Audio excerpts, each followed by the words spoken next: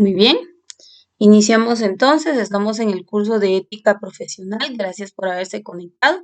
Vamos a ver la segunda parte de la guía de estudio número 4. Nuestra guía de estudio pues nos está hablando de lo que es la ética profesional, hablamos de los niveles diferentes de la ética y la moral, hablamos de los valores éticos y pues ahora vamos a ver de los valores universales y principios éticos, en qué consiste cada uno de ellos.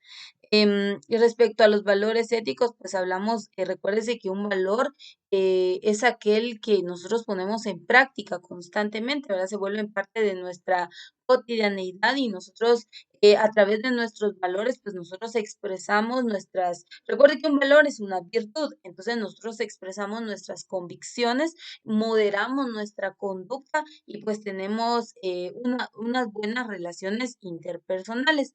Como les decía inicialmente, empezamos a hablar de qué era la ética, ¿verdad? Hablamos de qué era la ética, cómo aplicar la ética. Esto lo vimos la semana pasada.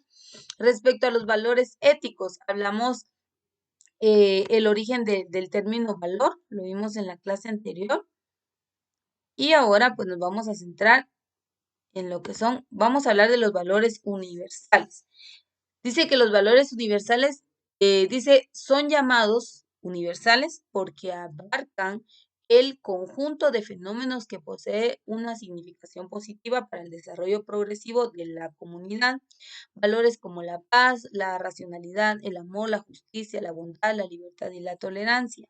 Estos valores no son cancelables, son fuerzas cohesivas que prestan universalidad a la existencia humana. Es decir, los valores universales son aquellos que se aplican en toda la sociedad, en toda la comunidad. El objetivo de los valores universales, pues, es el ordenamiento social, ¿verdad? Esa es una de las principales características, que es el ordenamiento social. Obviamente, ¿verdad? Nosotros tenemos que entender que los valores universales, como su nombre claramente lo dice, los valores universales pues nos permiten tener una buena armonía en sociedad. Estos pues son universales, son para toda la humanidad, regulan toda nuestra conducta y si ven ahí pues aquí entra lo que es la paz, la racionalidad, el amor, la justicia, la bondad, la libertad y la tolerancia. Es decir, que con estos valores nosotros podemos convivir y podemos estar armónicamente dentro de nuestra sociedad. Esa es la principal característica. Son mundiales, por decirlo así. Los tipos de valores, aquí sí nos vamos a detener. Vean, se hace una clasificación, pero recordemos que un valor es una virtud, rige nuestra conducta y nosotros, pues, de una u otra manera, pues nosotros podemos, a través de estos, regular la conducta de alguien más. El tipo de valores están los teóricos. Dentro de los teóricos entra la verdad y el objetivo es conocimiento. Los estéticos, que son de belleza, el arte. Los religiosos, que es de trascendencia, Dios. Los sociales, el bienestar, que podríamos hablar del altruismo. Los políticos, que es el poder, la participación. Entonces hay una clasificación en cuanto al tipo de valor, que busca el valor y el objetivo del valor, qué es lo que quiere conseguir. Entonces, si hablamos de los teóricos, el conocimiento, estéticos, el arte, religiosos, Dios, los sociales, el altruismo y los políticos, la participación. Entonces vamos a ver cada uno de ellos. Hablemos de los valores morales.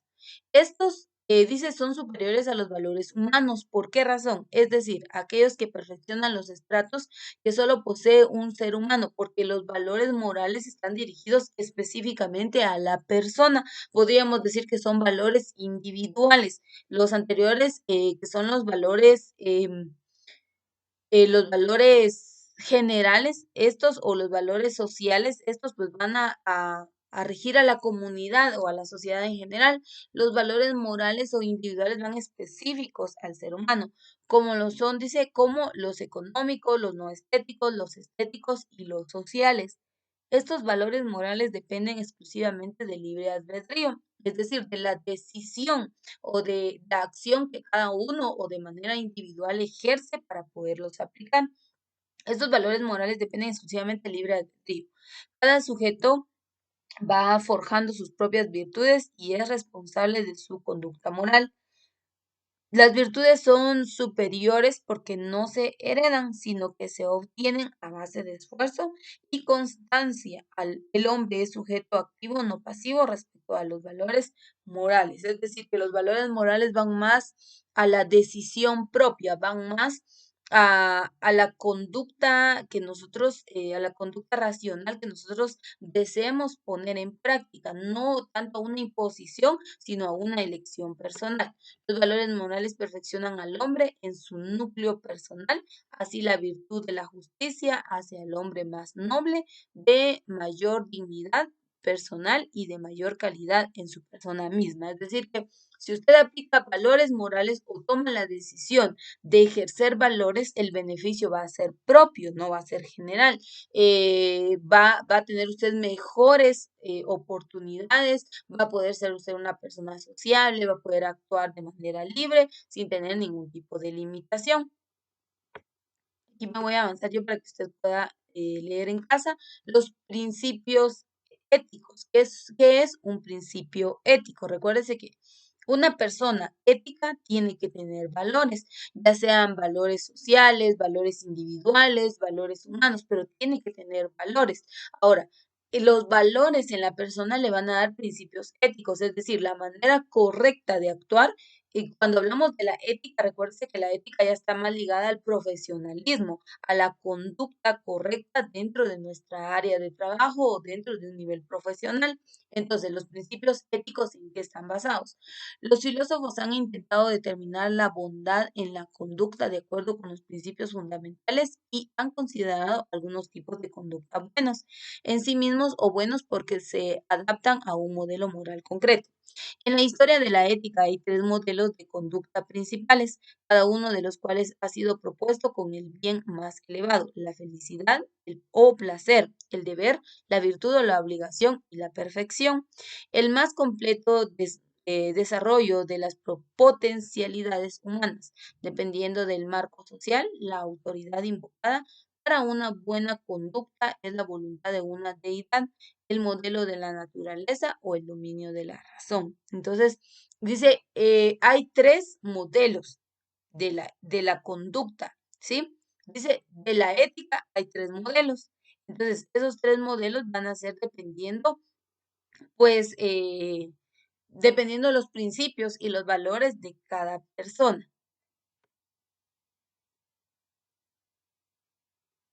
Dice, cuando la voluntad de una deidad es la autoridad, la obediencia a los mandamientos divinos supone la pauta de conducta aceptada. Si el modelo de autoridad es la naturaleza, la pauta es la conformidad con las cualidades atribuidas a la naturaleza humana. Sin embargo, cuando rige la razón, la conducta moral resulta del pensamiento racional. La primera, ética cristiana. El advenimiento del cristianismo marcó una revolución con la ética al introducir al introducir una concepción religiosa de lo bueno en el pensamiento occidental. Según la idea cristiana, una persona es dependiente por entero de Dios y no puede alcanzar la bondad por medio de la voluntad o de la inteligencia, sino tan solo con la ayuda de la gracia de Dios. Entonces, la ética cristiana nos permite a nosotros, bueno, nuestros valores cristianos, mejor dicho, nuestros valores cristianos, el temor a Dios, el tener conciencia de que debemos actuar de manera correcta, pues nos permiten limitarnos a situaciones o estar en momentos no propicios para nosotros o no correctos para nosotros. Entonces, la ética cristiana pues va a estar regida a lo que es bueno, es malo, pero desde el punto de vista temor a Dios, amor a Dios, el hacer las cosas de manera correcta. Y usted recuerde que, por ejemplo, pues usted es una persona con ética cristiana y resulta que en su área de trabajo le incitan a cometer hurto o robo. Usted no lo va a hacer por el temor a Dios, porque usted sabe que hay un ser superior que le está observando, que le ha guiado respecto a lo que es bueno, a lo que es malo, y entonces frena sus acciones. Entonces tenemos que tomar en cuenta que muchas veces, pues, esta conciencia porque en sí, pues es algo del temor, es algo del amor a Dios que nosotros tenemos y esta conciencia pues nos limita a actuar de manera deliberada o pues realizar acciones no acordes a lo que nosotros debemos hacer, ¿verdad? Entonces, tenemos que tomar en cuenta estos aspectos como parte de lo que es la ética cristiana. Voy a avanzar acá y le voy a dejar que usted pueda leer en casa, ¿verdad? Que usted pueda continuar con la lectura. Vamos a hablar de la libertad. ¿Qué es la libertad? Dice, es la facultad de obrar no según la inteligencia y la voluntad. Cada persona tiene conciencia de su propia libertad. En cualquier momento puede verificar experimentalmente que en realidad posee la capacidad para escoger una dirección u otra y que de hecho escoge una de ellas por propia determinación. Es decir, la libertad es la facultad que tenemos cada uno de nosotros de acción, ¿sí? No tenemos que estar regidos, no tenemos que estar moldeados, no se nos ha impedido, sino es la libertad de acción que nosotros tenemos, es la facultad que nosotros tenemos de decidir nuestra forma de actuar, nuestra forma de obrar, la manera de hacer las cosas. En otras palabras, dice, es la facultad de hacer y decir cuanto no se oponga a las leyes ni a las buenas costumbres y la condición de las personas no obligadas por su estado al cumplimiento de ciertos deberes. Entonces, es nuestra libertad de acción, es de pensamiento, de conducta, de todo lo que nosotros queramos. Eso es la libertad, la facultad que tenemos de actuar libremente. Los obstáculos de la libertad, recuérdese que usted puede ser libre, pero también tiene que tomar en cuenta que su libertad termina donde empieza la de otros, o sea, es decir, que sus derechos terminan donde inician los derechos de otros. Y como el actuar libremente es un derecho, pues entonces usted también va a respetar el de las demás personas. Los obstáculos de la libertad, la ignorancia, es decir, ausencia del conocimiento para elegir algo, es preciso conocerlo. El miedo, perturbación emocional producida por un peligro inminente. La cólera y otras emociones y pasiones, llamada ira, enojo o coraje, producen una fuerte limitación de nuestra capacidad de elegir libremente. Es decir, ¿qué nos limita a ser a nosotros libres? La violencia física y psíquica debilita hasta el grado de suprimir toda la responsabilidad en lo que se refiere a la conducta realizada, así como, vamos a continuar con la lectura y voy a hacer un paréntesis. Cuando habla de los obstáculos de la libertad, nos está diciendo aquellos aspectos que no nos van a dar esa facultad o esa capacidad de tomar decisiones de manera correcta, sino más bien de manera errada. La ignorancia, el miedo, la cólera, la violencia son factores que limitan nuestra conducta libre, porque la libertad es la facultad de decisión sin ningún impedimento. Pero aquí vemos que estos aspectos como la cólera, el enojo, la ira, sí nos van a limitar una conducta libre o una buena toma de decisiones. Dice los desajustes psíquicos, neurosis, donde la persona se siente atada a ciertos patrones de conducta, a mecanismos de defensa y a la ansiedad y a la angustia. Entonces son algunos de los factores que limitan nuestras libres acciones. Vean, dice, la libertad contiene intrínsecamente a la independencia. Estas dos tienen una relación mutua. Cuando se llega a la independencia total del ser, se puede llegar a ser libre. Una vez que uno es libre, ya no dependerá de nadie para tomar sus decisiones. Serán propias y únicas del ser humano. Y esta es una de las principales cualidades porque nosotros debemos actuar libremente, porque nadie va a tomar decisiones por usted. Y la ética profesional está ligada a esto, a que nosotros tengamos la capacidad de discernimiento, a que evaluemos las condiciones y las situaciones y que nosotros actuemos de una manera libre, sin limitaciones, sin tener miedo, sin tener ignorancia, como lo vemos acá, vean, dice, sin ignorancia, sin miedo, sin cólera, sin violencia, sin desajustes psíquicos, es decir, que cuando tomemos decisiones, lo hagamos libremente, sin ninguna limitación, sin nadie que nos esté indicando qué hacer, qué no hacer, sino que nosotros lo hagamos que nosotros lo hagamos de una manera libre, sin limitaciones. Ahora, hay que entender algo muy importante. Dice, la libertad contiene intrínsecamente a la independencia. Estas dos tienen una relación mutua. Cuando llega la independencia total del ser, se puede llegar a ser libre. Es decir, que cuando usted, por ejemplo, no dependa de alguien que le domine, cuando usted no tenga la necesidad de que alguien tome las decisiones por usted, cuando usted pueda actuar y elegir libremente sin que nadie más esté dominando su forma de ser, su forma de actuar, su forma de decidir, entonces ahí se logrará la libertad. Pero si usted es una persona dependiente, que le tienen que orientar todo el tiempo, que usted no sabe decidir, que le da miedo, entonces allí usted no está siendo libre. Y tenemos que tomar en cuenta que esto es algo muy importante dentro de la ética profesional.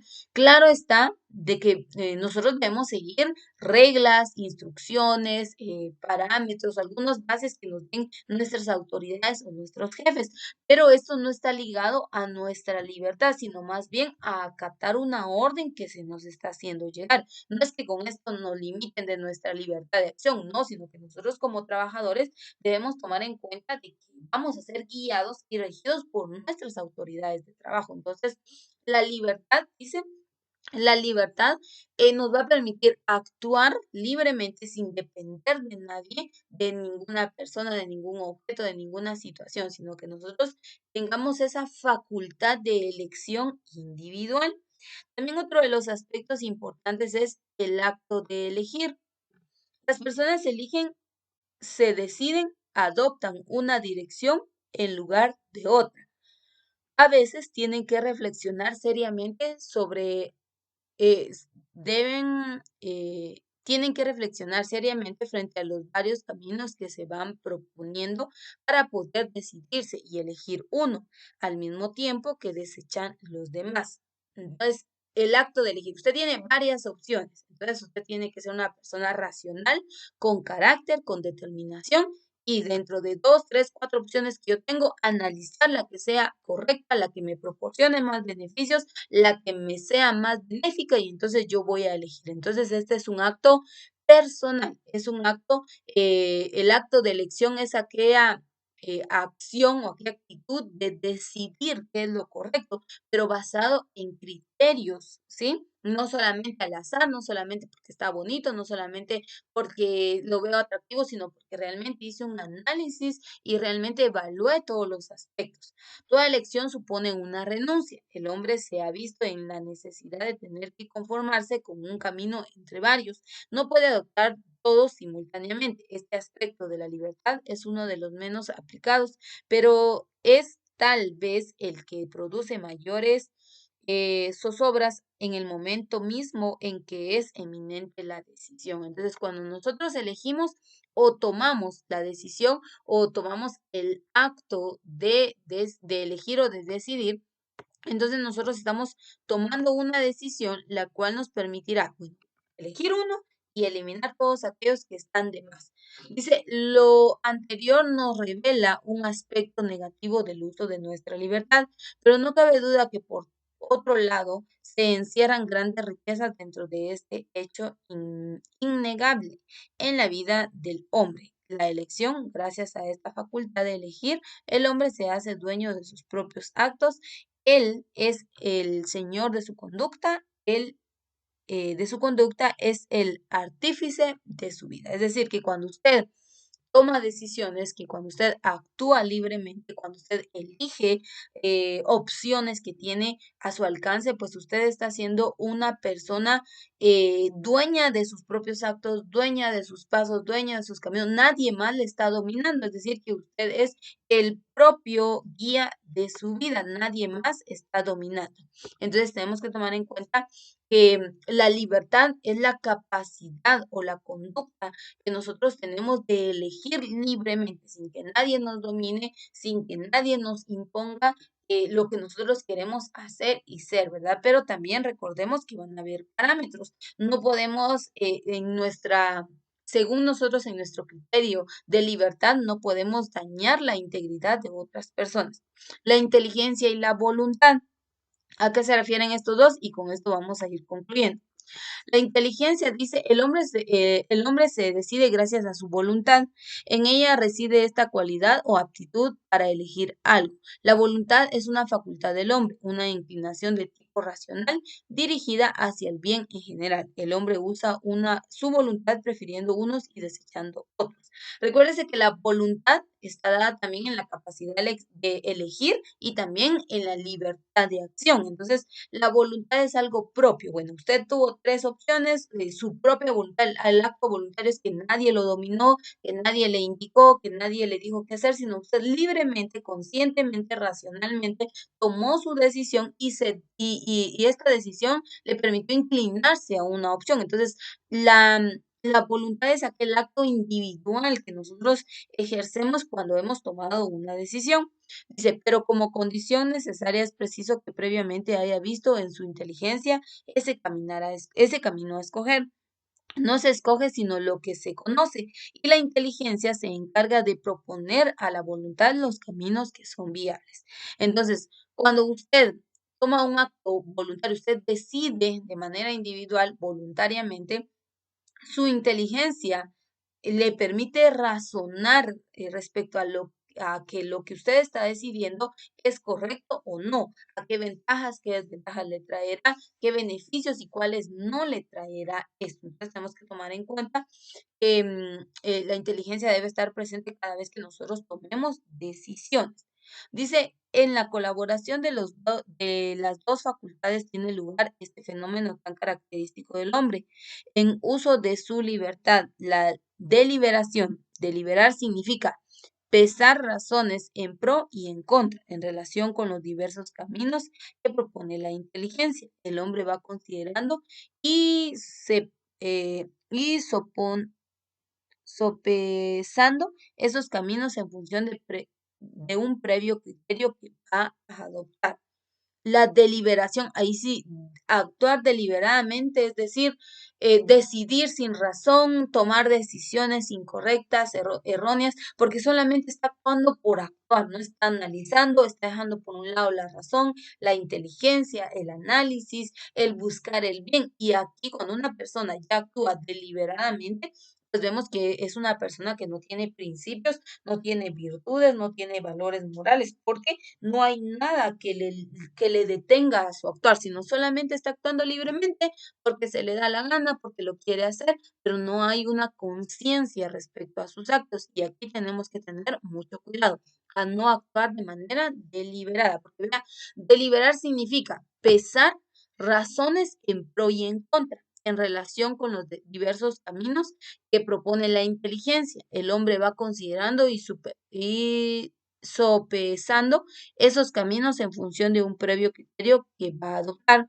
La deliberación en muchas ocasiones es casi automática o al menos instantánea, pero no faltan ocasiones en que la deliberación es o debe ser motivo de serias reflexiones, ayudadas tal vez por consultas, lecturas, pausas, dando así ocasión a que la idea se presente más claro a la inteligencia, se descubran nuevos aspectos y pueda sugerir en la voluntad el motivo más potente en favor de determinada dirección. Entonces, es muy importante actuar libremente, actuar conscientemente, actuar con inteligencia, pensar y tomar buenas decisiones, que esto nos va a permitir ser personas moralmente activas, ser personas con una conciencia, ser personas con virtudes, con valores, y obviamente pues todo esto lo vamos a llevar a la ética profesional,